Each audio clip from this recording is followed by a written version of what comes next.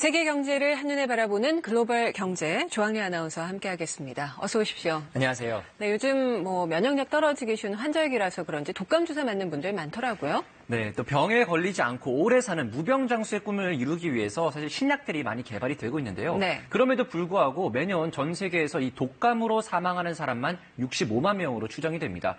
1999년에 출시된 독감 치료제 타미플루 덕분에 상황이 많이 나아지긴 했지만 이게 또 세월이 지나면서 변종 바이러스로 인한 내성이 나타나고 있기 때문인데요. 네. 최근에 이 타미플루의 한계를 뛰어넘는 신약이 개발됐습니다. 미 식품의약국 FDA가 새로운 독감 치료제 조플루자의 판매를 승인했습니다. 타미플루와 달리 한 번만 복용하면 되고 A형과 B형 독감 바이러스 변종에 모두 효과가 있는 것으로 알려졌습니다. 다만 12세 이상부터 처방을 받을 수 있고 감기 증상이 나타난 뒤 48시간 이내에 복용해야 합니다. 미 FDA가 독감 치료제를 승인한 건 타미플루 이후에 19년 만입니다. 반가운 소식이네요. 근데 다른 난치성 질환에 대한 신약 개발은 지금 어디까지 와 있나요? 네, 백혈병과 당뇨, 심지어 아토피에 관련된 신약 개발도 성공해서 지난해 FDA 허가를 받았고요. 또 알츠하이머성 치매 치료제는 현재 임상 시험 단계에 있습니다. 또 그런데 최근에 이 신약 개발 흐름의 어떤 첫 번째 특징으로는 네. 바이오 의약품이라는 겁니다. 근육이 점점 굳어가는 퇴행성 뇌 질환인 파킨슨병. 현재까지 마땅한 치료 방법이 없는 것으로 알려져 있는데요. 지난 7월 일본 정부가 세계에서 처음으로 줄기세포를 이용한 파킨슨병 임상시험을 승인했습니다.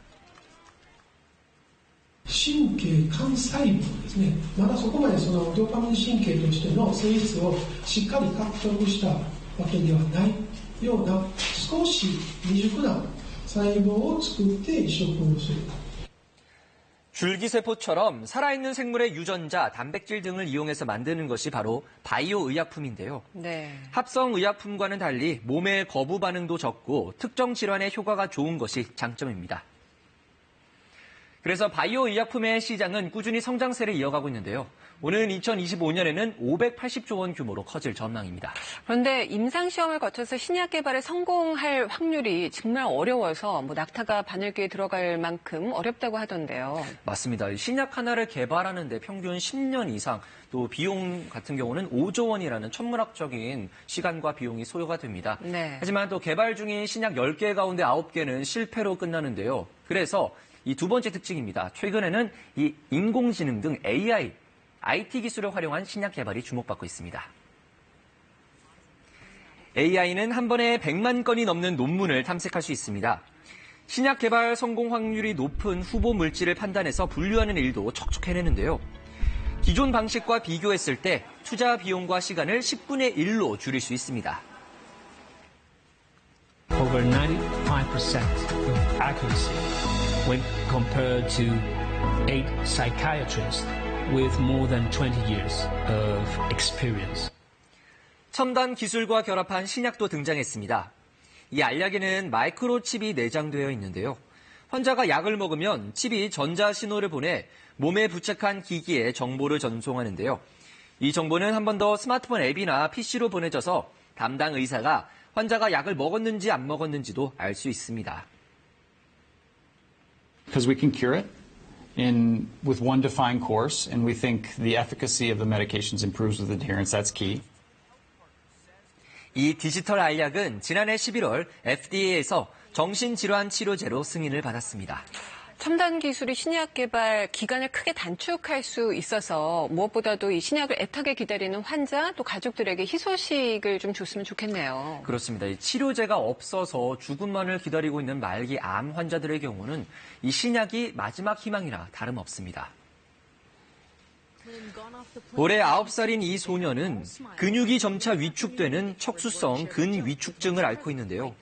평균 수명이 20살을 넘지 않는 희귀 난치성 질환입니다. 이 소녀는 그동안 제대로 된 치료 한 번 받지 못했다는데요. 트럼프 대통령이 말기 환자들을 대상으로 임상 중인 약물을 사용을 허가하는 법안에 서명하면서 치료 기회가 생겼습니다.